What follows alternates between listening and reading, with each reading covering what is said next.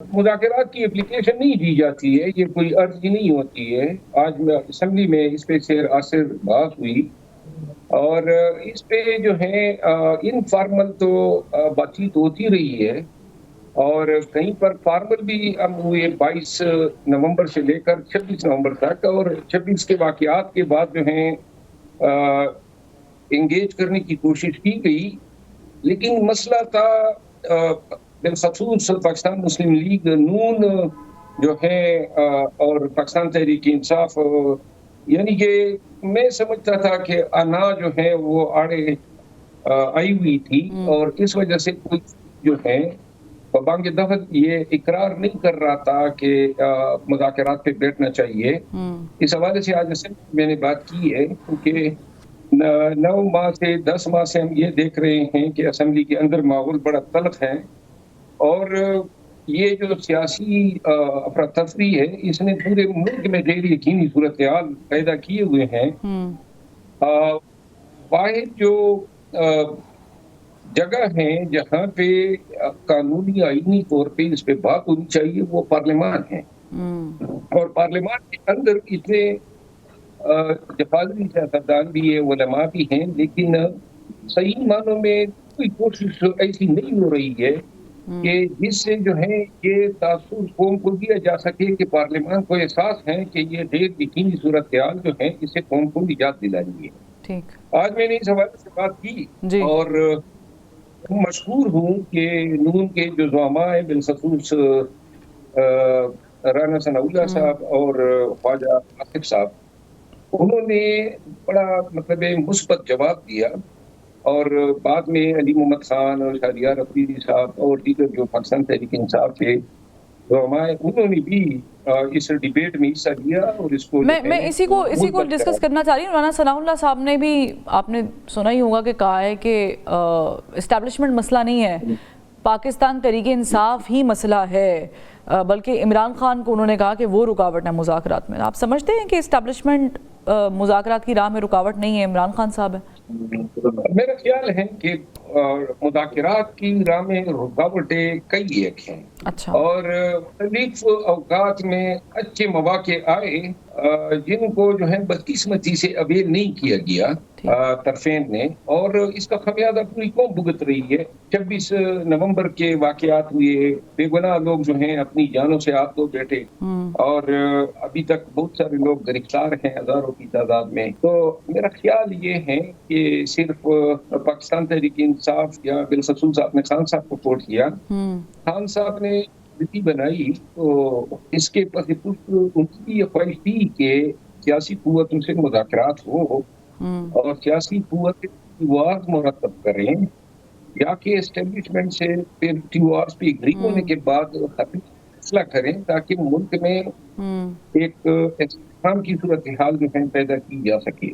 یہی میرا خیال ہے کہ خان صاحب کی سوچ تھی، اور خان صاحب جو ہیں وہ جب پہ دھرنا تھا تو اس وقت بھی خان صاحب نے بڑی اچھا آپ نے اس قسم کا بیان ظاہر ہے کہ آپ نے دیا بھی ہے کہ جب یہ سب کچھ ہو رہا تھا 24 سے 26 نومبر کے دوران، آپ نے کہا کہ اسٹیبلشمنٹ سے بات چیت بھی ہو رہی تھی۔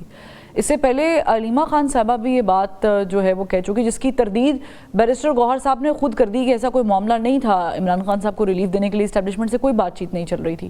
آپ شور ہیں کہ اسٹیبلشمنٹ ریلیف دینا چاہ رہی تھی عمران خان صاحب کو، تو پھر خراب کیسے ہو گیا؟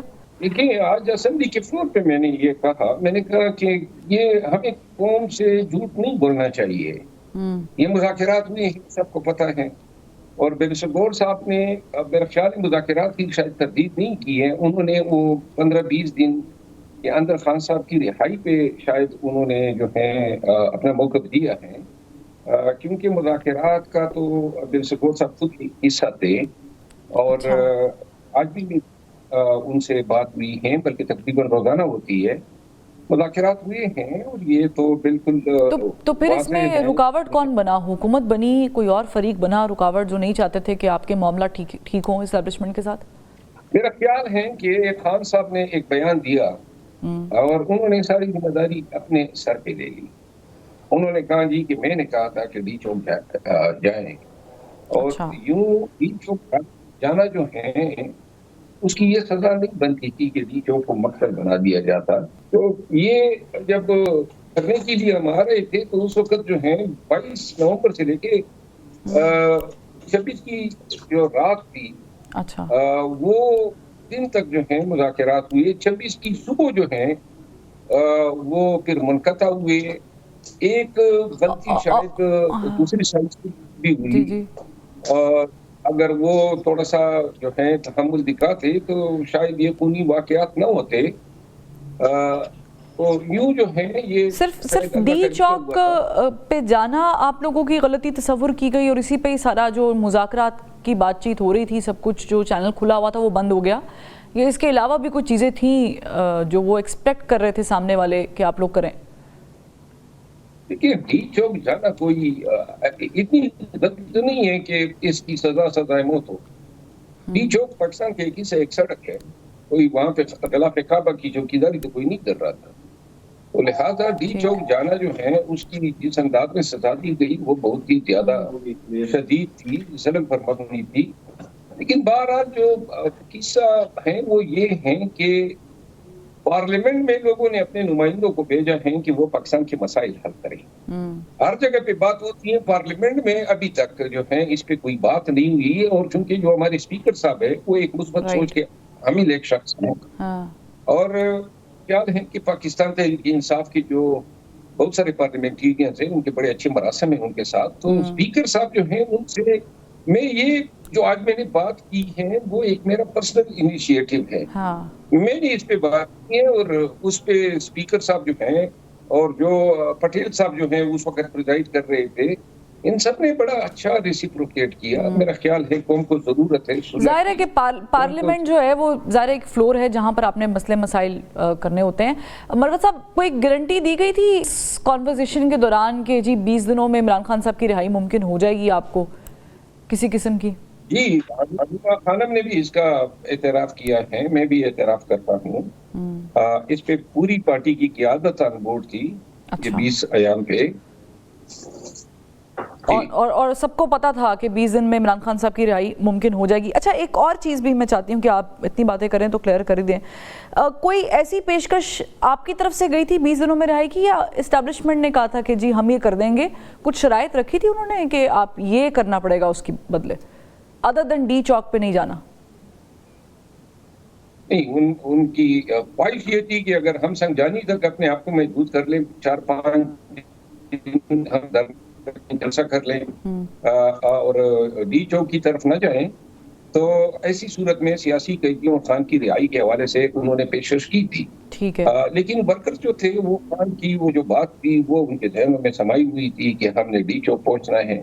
اور یہ بات بشرا بی بی صاحبہ کو پتا تھی کیونکہ وہ بھی لیڈ کر رہی تھی اس وقت؟ مروت صاحب, کون سی بات؟ کہ خان صاحب کی بات چیت جو ہے وہ چل رہی ہے, اسٹیبلشمنٹ کے ساتھ رابطے چل رہے ہیں, اور انہوں نے یہ کہا ہے کہ سنجانی میں آپ روک لیں اپنے آپ, تو یہ بات بشرا بی بی صاحبہ کو معلوم تھی, ادراک تھا ان کو؟ میں تو اخیر میں جب یہ اسلام آباد میں داخل ہوئی ہے اس وقت میں بشرا بی بی صاحبہ سے ملا ہوں, اور علی امین خان اور عمر ایوب خان ہم نے اکٹھے ٹریول کیا.